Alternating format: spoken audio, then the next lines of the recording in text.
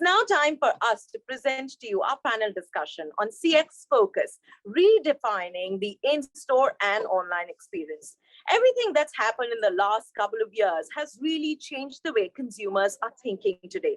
It has drawn a very thin line between online and offline shopping, and that is exactly what our panelists will be talking about. It's now time to really bring out the very best, make sure that you change with the change in the consumer patterns. I now present to you our Power Pack panelists. What a pleasure to have with us Ms.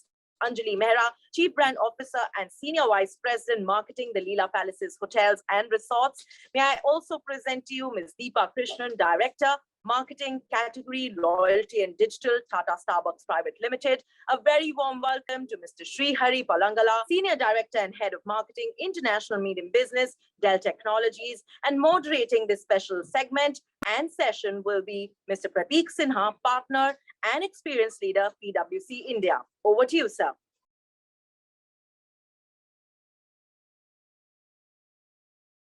All right, thank you. Thank you everyone for being here. Look forward to an amazing conversation. Let's make the most of it for our audience who are watching. A quick setup. The digital commerce story that started 10 or 15 years back, I think this is the beginning of its end.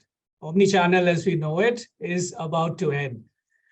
You know, Instagram, brand website, YouTube, your own store, your app, consumers weave in and out of it like a bike in traffic. And we think this is the end of omnichannel as we knew it. To repeat that again, 700 million internet users in India, 500 million social media users. UPI has 260 million users, and on and on. But you know, the penetration is 55% of 125 million households in urban India, and only 19% of like 200 odd rural households. So the next new user is likely going to come from rural households for several brands, and the cost of acquisition for that will be much higher. Having said that, for the ones that are in the urban households, getting them is going to make it very difficult for brands to compete to get that consumer on, because it'll be very hard to engage, retain, upsell, cross-sell, and acquire those consumers. And one proven strategy is to design and deliver exceptional experiences. And PwC's research has shown that exceptional experiences are distinctive, engaging, personal, and coherent, like seamless. It's easy to get in and out of them.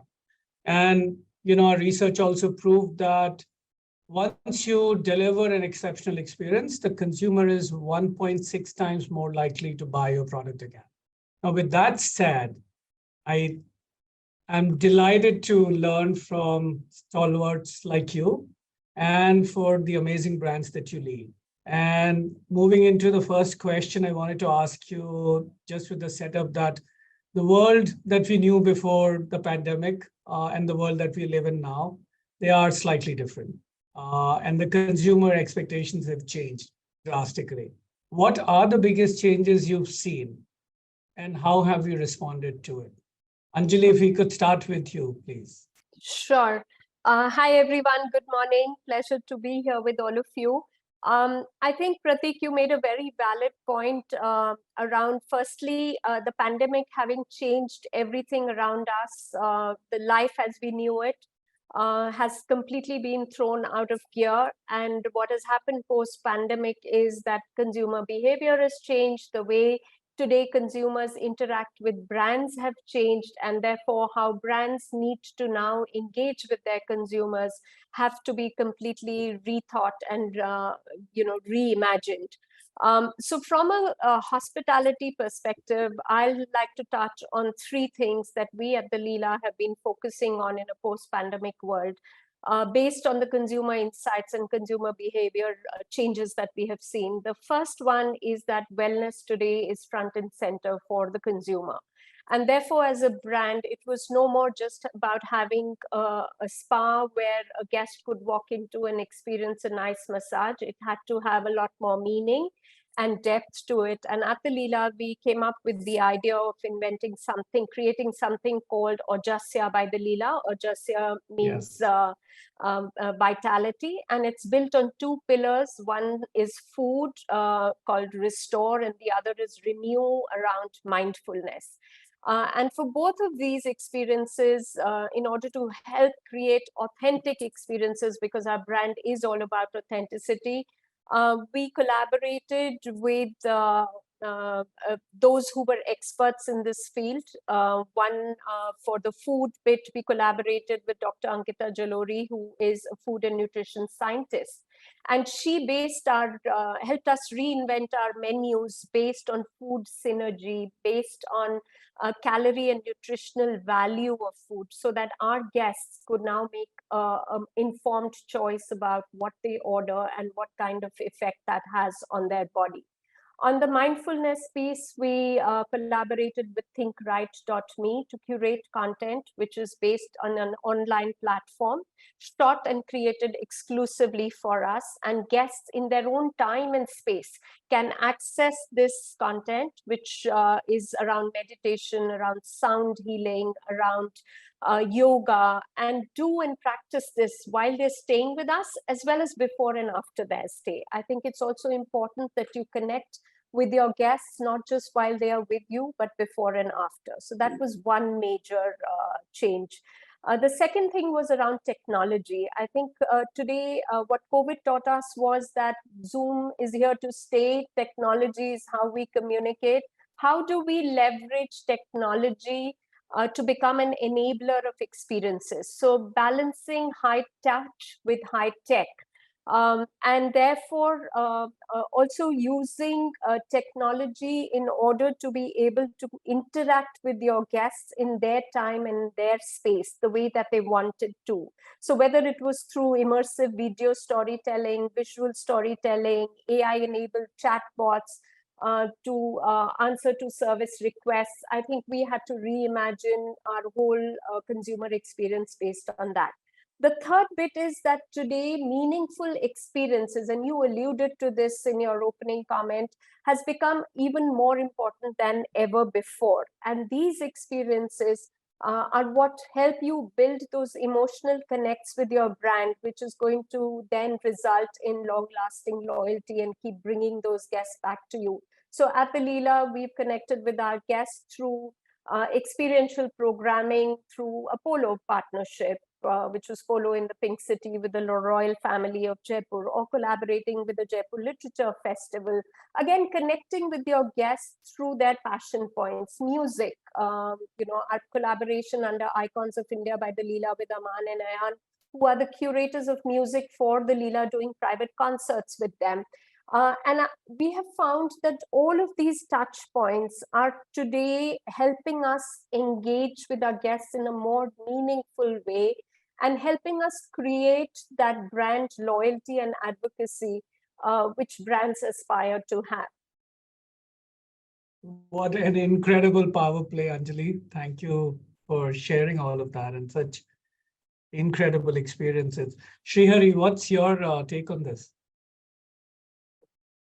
Thank you, Pratik, and everyone. It's an absolute pleasure to be here today and engage and have this conversation. And I hope along with us, each and every one of you also get a lot of value from this interaction and conversation. I'm sure we'll all learn from each other as well during the course of this conversation. From a B2B perspective, which is the aspect that I'm specifically looking at Dell Technologies, there's been a clear shift in terms of business mindset as businesses look to engage and invest in technology.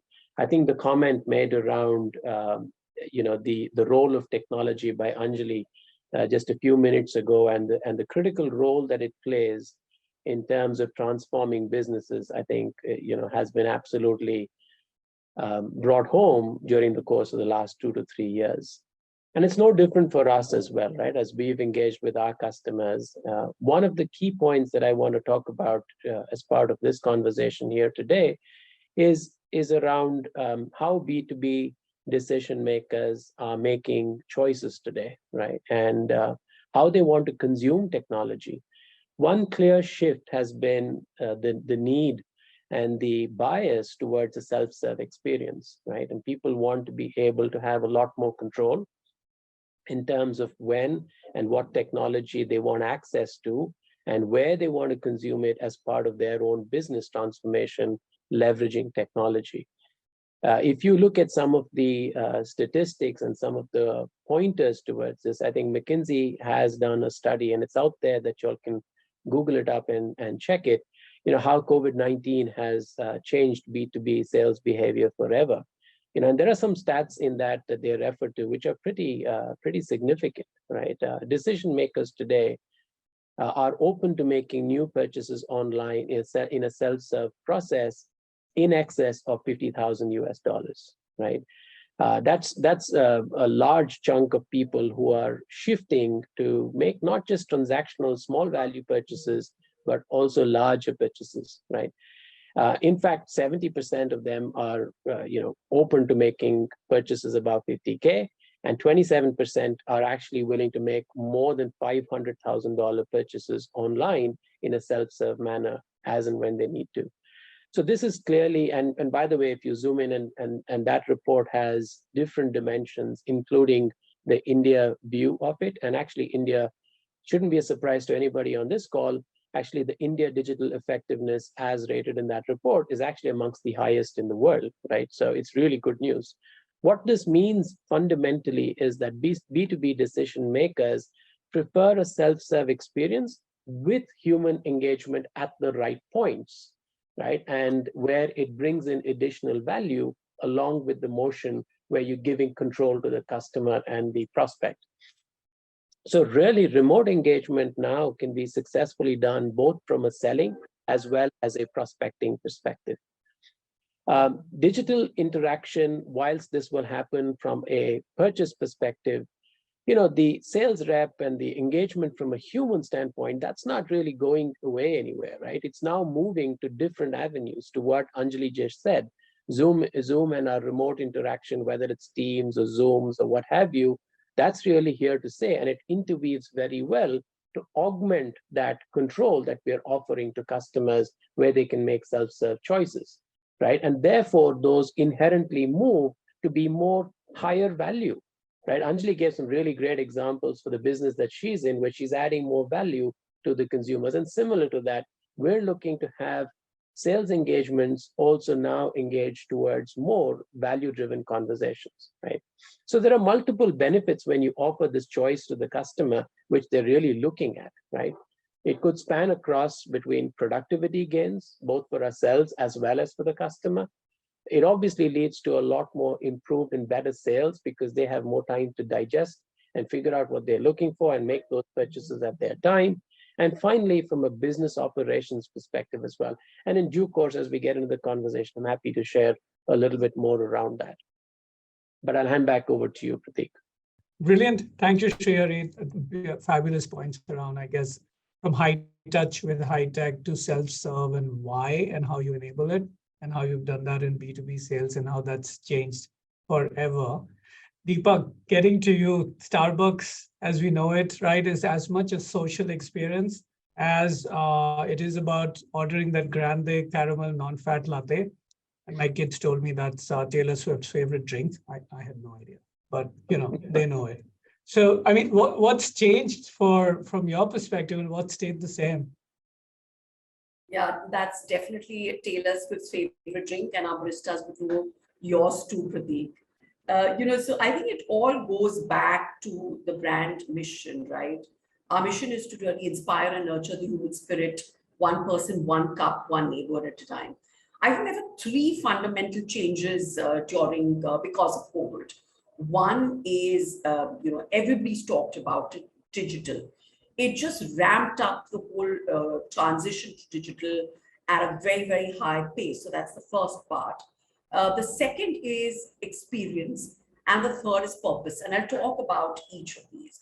So digital, when consumers could come to the store, and our stores were literally shut for 3 months, and we are a brand that has been built on this whole premise of the third place experience, right?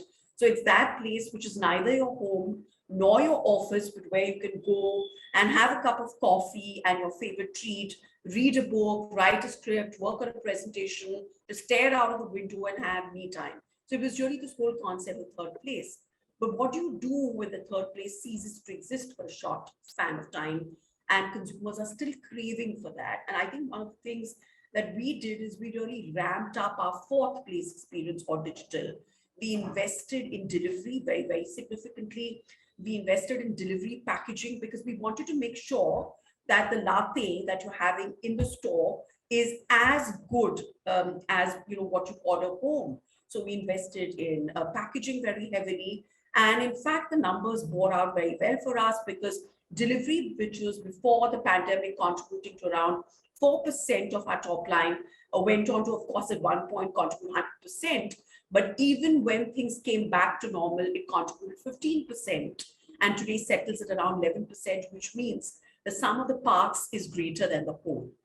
We also invested in mobile order and pay, which means that you can just order 10 minutes before you reach the store, pick up your beverage and walk out if you don't want to spend time in a store, which was very relevant during the pandemic, early days of the pandemic. We opened our first drive-through. And I think most importantly, we really stayed connected with our consumers on digital. In fact, I'll narrate a beautiful communication strategy that we adopted. We actually took our offline ritual of calling out the customer's name, online, and actually DM'd thousands of customers, their name, their favorite beverage. So for example, it would be Anjali's favorite caramel macchiato. It would have a barista calling out her name and DMing her. So it was really about making sure that you went online, you gave customers a choice, but you made sure that the experience stayed intact. So the second one is experience. And I can't stress the importance of humanizing the digital experience. Everybody talks about digital. The world has in fact become a far more lonely place and a far more depressed place with a lot of mental health issues, with so many thousands of friends that you could have on digital, because what you really miss is the personal connect. And that's what we endeavor to do. So the thing that we're very clear of is that at Starbucks, you're not a customer, you're a person, right? So a lot of retail outlets, you will be a token number, which is kind of flashed on the screen, and it's token number 1245, and you go and collect your order. It never happens in a Starbucks. We'll ask you your name, we'll ask you your favorite beverage. You may have 10 combinations and you may want to customize it your way. We listen to it patiently. We'll do that for you. And then we'll call out your name loud and clear the store. So a lot of customers come back and tell us, hey, we feel seen and heard in a Starbucks. And I think it's so important. And in fact, COVID has made all of us more conscious of experiences because we're very clear we want to live a life which has great quality. And millennials and Gen Z, particularly Gen Z, if you look at them today, they're very clear they don't want to invest in houses and cars. They want to invest in experiences like travel or learning jazz or learning a dance form. So I think that's the second bit which has changed and actually got amplified with COVID. The last one is purpose. And I think, again, powered more by millennials and Gen Z, a lot of people questioned their life purpose, what they're doing, what kind of brands they want to be associated with, what can they do for the community, right? And I think all of us realize that we're no longer isolated. The world is one large block, and there could be huge damaging ripple effects, which could be negative. So there could also be huge ripple effects of something which is positive. And very clear at Starbucks that we can't grow unless our community grows. So purpose is something which is very important, and we always make sure that we're giving back to our community. We're taking care of the people that we work with. And a very interesting example of that was our Sabyasachi collaboration last year, where we launched a very unique range of merchandise. And it was done with the objective of also giving back to Educate Girls, which is an organization, which is an NGO, which actually works with underprivileged girls and helping sponsor their primary education. And we help around 3,000 young girls. So I think the whole digital experience and purpose, I would say, are the three big changes that COVID has amplified. That's such a nice way to put it. The D to the E to the P. That's kind of your name as well, Deepa. Digital experience and purpose. Moving on from that, Shriyari, from getting, if you were Taylor Swift, so getting a grande caramel non-fat latte to, dude, you're getting a Dell. And this, I know this ages me completely. Not that my hair will not show that, but I know that's kind of old. And you were talking about B2B, but let's say you're on versus all of that, what's that got to do with ordering a computer at tech services? And how are you seeing consumers engage with Dell across channels? How do you nudge them? How do you help them through their journey and make it meaningful throughout? No, Pratik, I think that's important to what I was saying earlier. There are three areas that really stand out, right? One is, to my point around the ability to do more with less, is around productivity, right? Clearly, you're giving time or giving time back to both customer as well as to our internal folks, strategic time back for customer interactions. People are more interested to find out what role that technology can play to move the needle on their particular business. Not so much about a particular piece of hardware or software which they want to plop into their tech stack, right? But more that role which we're giving them back to invest and have a discussion around.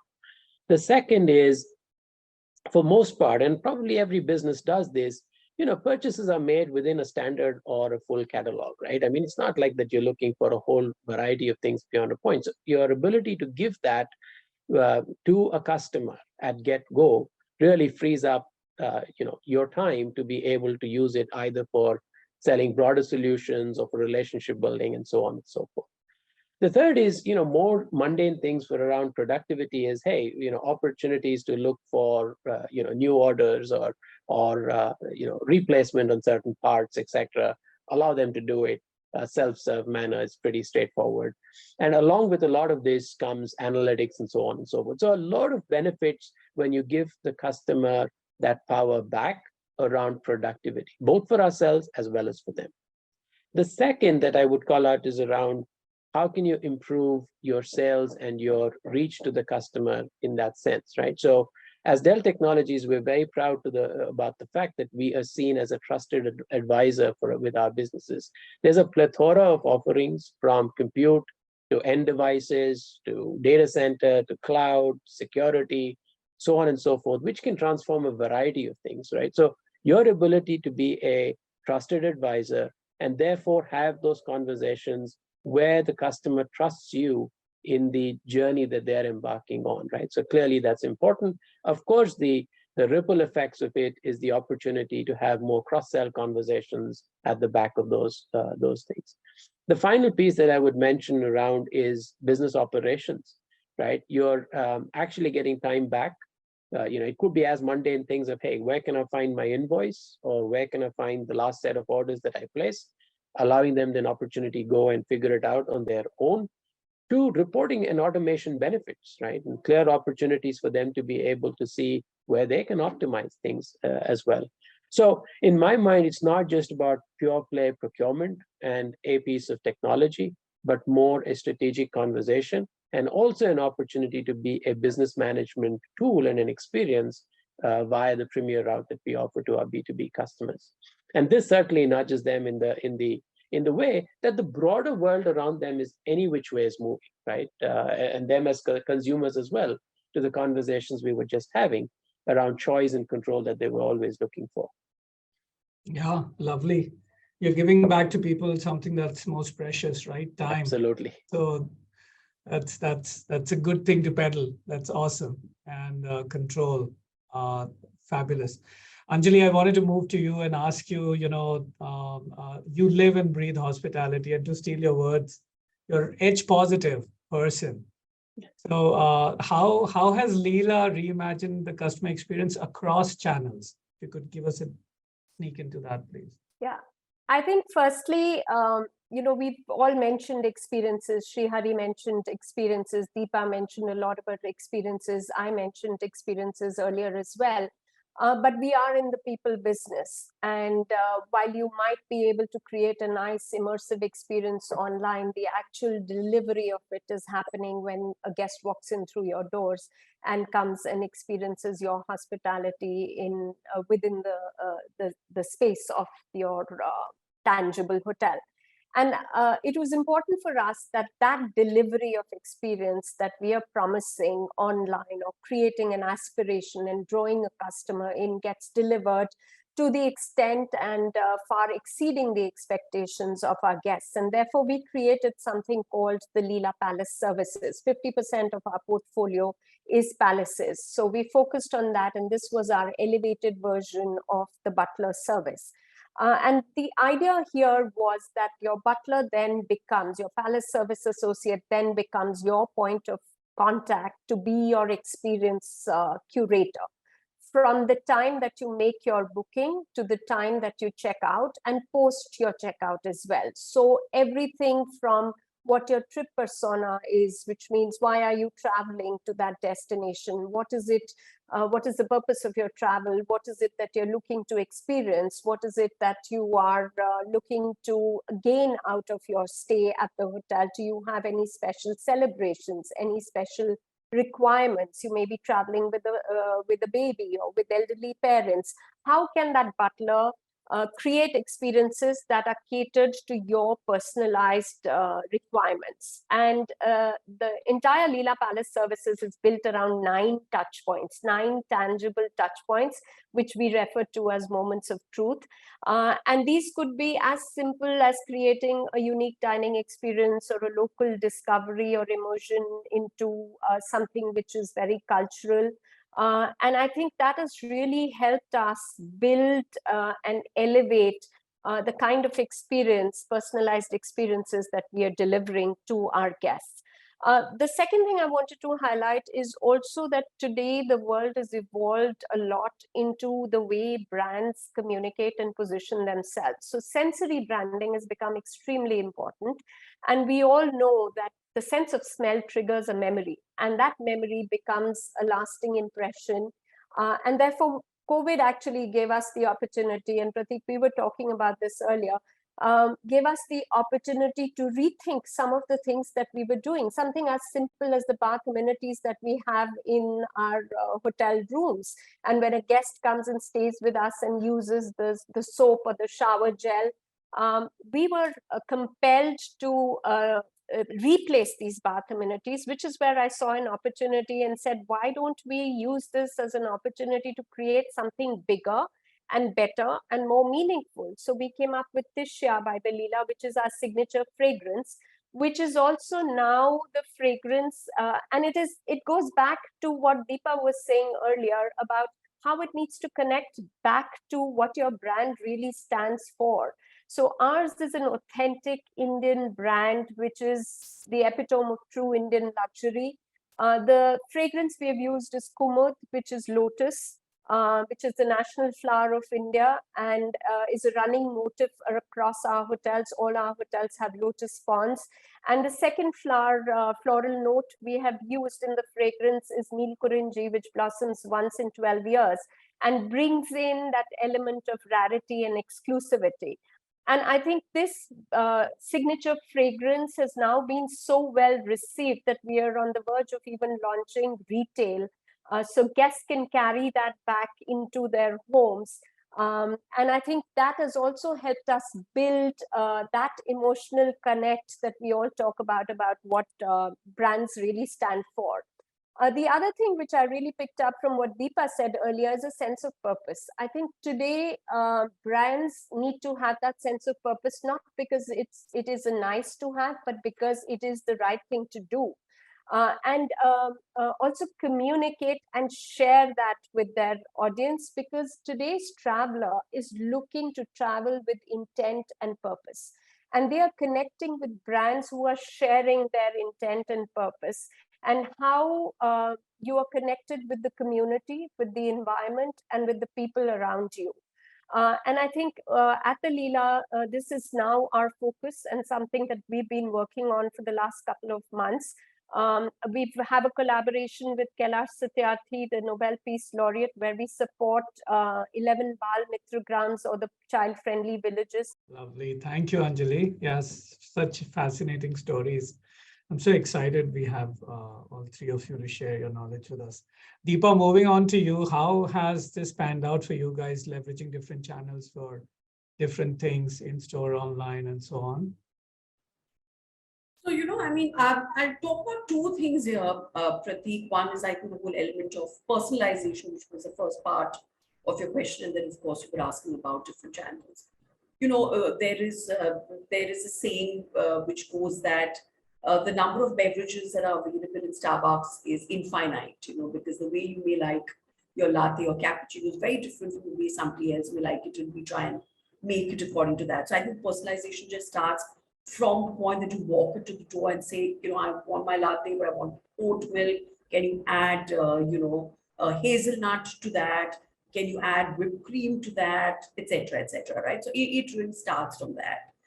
I think the other part of personalization is also treating different markets differently, right? So, for example, a customer in Mumbai who really has been with Starbucks for the last 10 years, with a 10-year-old brand in India, would be very different from a customer in, let's say, a place that we've recently opened a Starbucks outlet, and it's the first Starbucks in that city. And I think personalization also, then it is our responsibility to take customers through the journey, to tell them about the options that are available with respect to customization, type of beverages, and to reduce intimidation with the brand, because you cannot assume that your customer knows everything about what you have to offer. So I think there is a real strategy around how you treat markets where you're very new to how you treat markets where you've been around for a long time and have had the chance of educating customers about your offering. I think the third thing is also about both in beverages and food, how do you constantly reinvent your menu? So we have beverages that we change literally every 2.5 months. And with respect to, all the innovation that we do, I like to say it's seasonal, it's regional, and it's festive, right? So when I talk about seasonal, it is really a 2.5-month calendar. Regional, we may have, food which is relevant to Kolkata, which will be very different from, let's say, what is available in Mumbai, etc. And festive, for example, we would have a Diwali beverage, or we would have a Thandai Frappuccino for Holi, we would have an Alfonso mango Frappuccino for summer, and also like a mango parfait or a mango baked yogurt, etc. for summer. So, innovation at all counts with the objective of saying, I want to personalize it. And I think the other bit is also about your loyal customer base. We have more than 2 million loyal, customers in India today. And our aim is to really move from being customer-centric to people-centric to person-centric, right? To really get to that segment of one where we would know at what time a customer comes to our store, what store he or she is likely to visit, what's their favorite beverage or food, and really make sure that we are almost anticipating their requirement, making it easier for them, and then also probably delighting them with what more they could experiment or how we could make the experience really, fantastic for them. And all of these can be leveraged across channels. We've always been, more of an online brand because our customers are online. Most of our customers, are millennials, Gen Z, literally live on the mobile. So it is really about how can you communicate all these experiences online, and then how can you deliver it seamlessly, flawlessly every day to perfection in your store. Because consistency is the key. And I think having a strong vision, having a very, very clear rule book of how to execute that vision, and having passionate people who will day in and day out deliver on that vision is what will really get your whole brand experience together, irrespective of the medium that you choose. Lovely. I must confess, I didn't know about the Thandai-based beverage. I will visit next Holi for sure. Another question for you, Deepa. How have you all maintained interest in footfalls across channels? I think it all goes back to not talking about your brand, but talking about what customers want. I have this very simple rule, which is called the 99% principle. Marketers make the mistake of thinking that the customer is thinking about their brand 99% of the time. The customer is probably thinking about your brand, if you're lucky, 0.5, if you're super lucky, 1% of the time, right? The idea is, how do you weave in your brand promise into what's happening in that 99% of their life? That is the key. And I always say this, iconic brands have a way of making customers feel special. And I'll quote the famous African-American poet Maya Angelou, who said that people may forget what you said to them or did for them, but they'll never forget how you made them feel. And making somebody feel good is really about focusing on that person, keeping him or her as your priority, rather than starting to say, this is me, this is what I have to offer for you. So for me, it's very simple. Follow the 99% principle. Really look at what's important to customers, then weave in your brand story into what's important for them. Then I think footfalls is a very, very natural outcome, and we always say that we're not in the coffee business. We are in the people business serving coffee, and therefore people and the person is really front and center of everything that we do. Lovely perspective. I'm definitely stealing the 99% principle soundbite for sure and using it again, but I'll attribute it to you, Deepa, for sure. Shreya, would love to hear from you about, how have you all driven interest and engagement across channels for Dell? Yeah, Prateek and Deepa, love that 99%. It's really nice the way you framed it. I'll just pick up from where Deepa left, right, and just add on a couple of additional points to what she just mentioned. I think, when you look at interest and engagement, fundamentally, there are many, many things, obviously, we would do to make sure, from our perspective, we're there front and center in front of the customer. But that's less important in many ways to what Deepa just said. I think there's a lot of value when you flip the equation the other way around, where you're obviously putting the customer and the person in the consumer business front and center, but in the business B2B situation, the business front and center.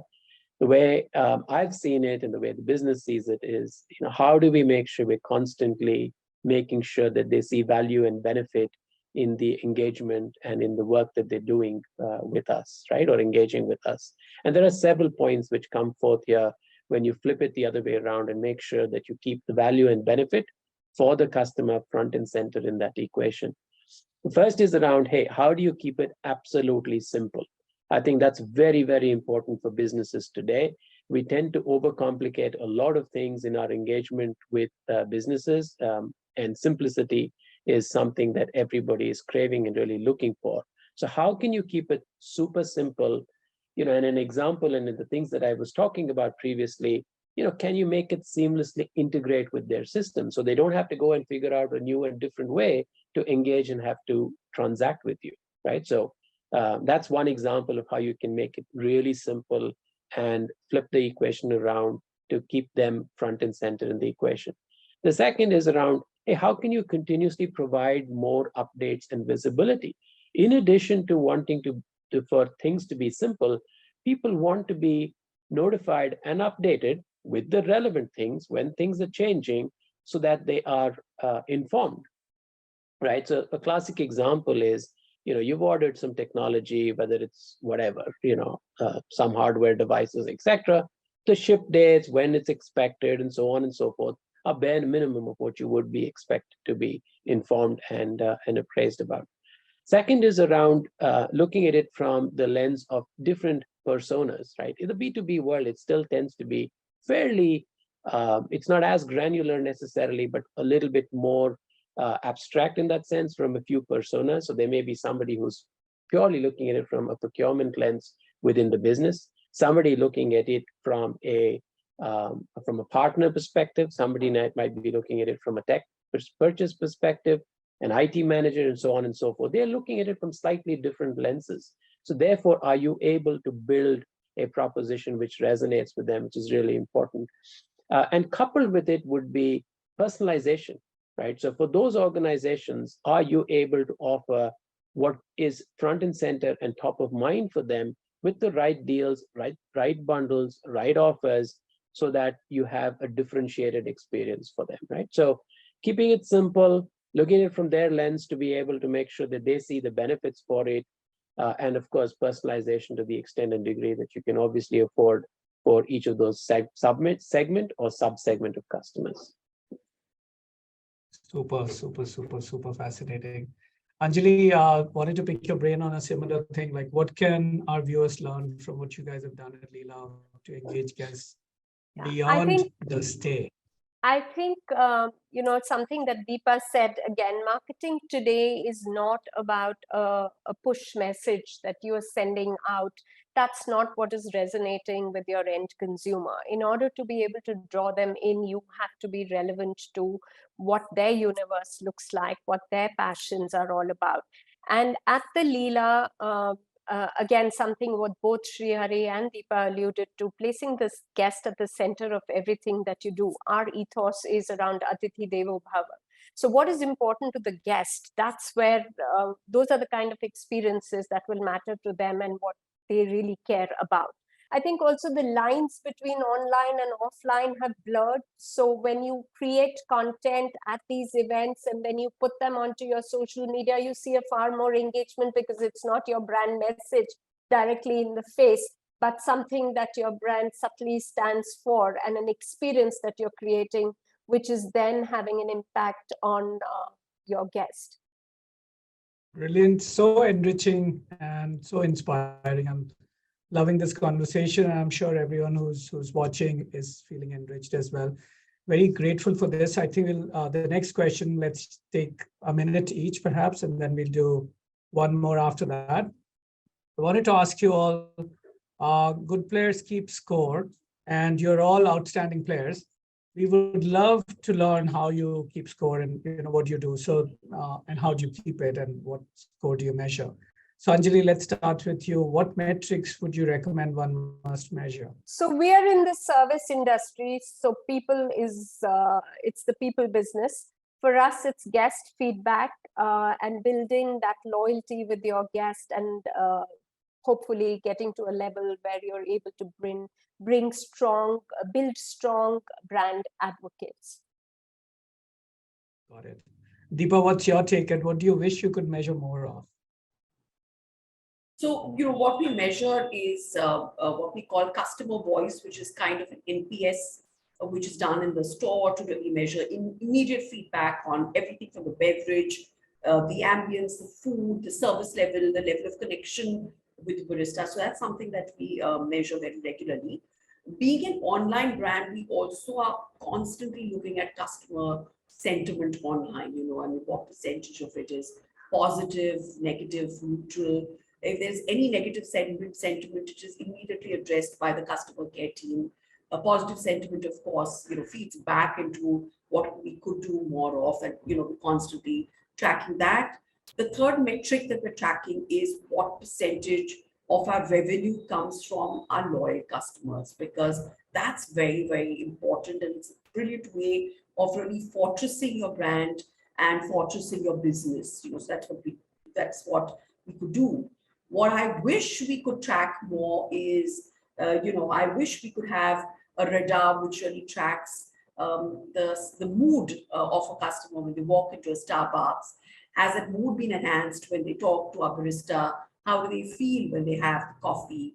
How do they feel when they sit in the store? How do they feel when they, look at our content on social media? I wish we had a magic wand that would track that, and I'm sure in the future advanced analytics would help us do all of that without being intrusive, right? All with the whole point of making the customer experience better. So for me, it's obviously going to be the joy and connection that we can bring through whatever we do. Lovely, lovely. Yes, I think in our practice, when we do ethnography, one of the big things we go after is what are people thinking and feeling, but not saying. And it takes time to figure that out. Yes, so I connect with your thing. I wish I could figure that out faster. Srihari, what gameplay do you measure, and what metrics do you use to measure success? And then keep it very quick, right? And now it's running short on time. So, and so in my mind, there are a couple of buckets, Pratik, right? One is obviously from a marketing perspective, and you're well versed with a lot of things that marketing would traditionally be looking at, especially if they are digital in this context, right? And it goes without saying, obviously the traffic, conversions, ROAS, conversion, and so on and so forth. That's fairly mundane in some sense, but they are a good indicator, a proxy of sorts to where the interest might lie and the behavior of customers. Till such time, we have a better way of figuring out, looking at their interaction on the screen, on what their mood is, and so on and so forth, right? Till such time, we've got these measures, which gives us a good dipstick. The other bucket in my mind is business-oriented metrics, which is more focused around as we work with sales, work with other routes as they drive interest to purchase online and shift that behavior to their transaction with us online. I think when you look at this to what was mentioned earlier, NPS is a great metric. It gives you a quick, simple dipstick of where the meter and where the needle is in the scale.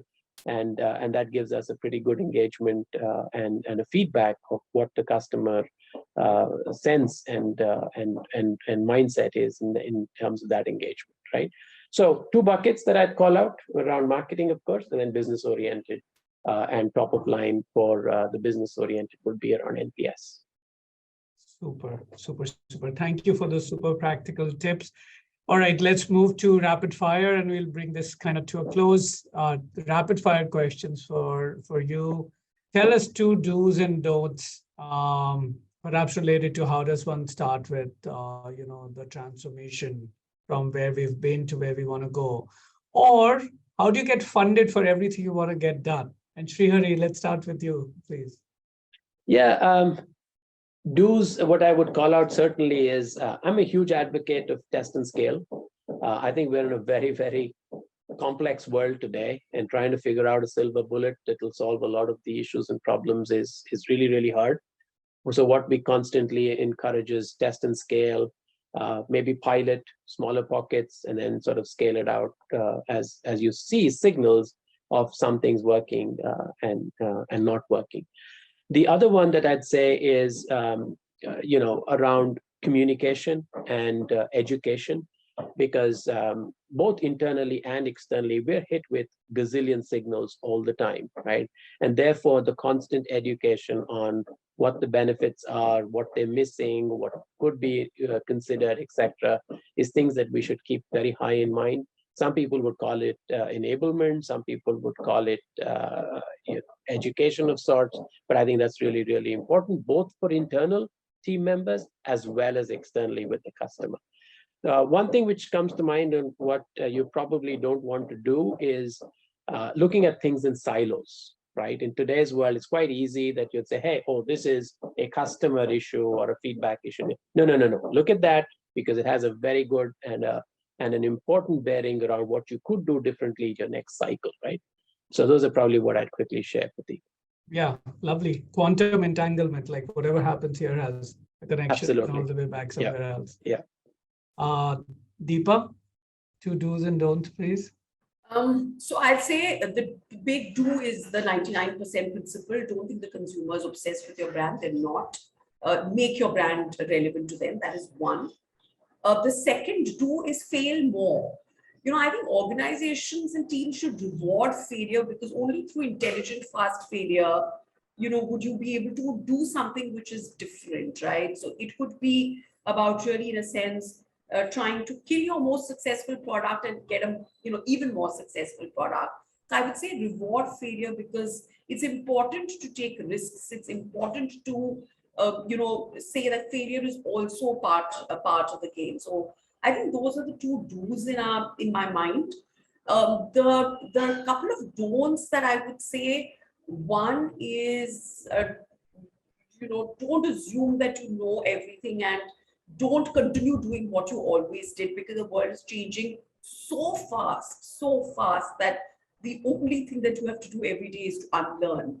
You have to have a mindset which is agile to really unlearn And I think that would be a big don't from my side.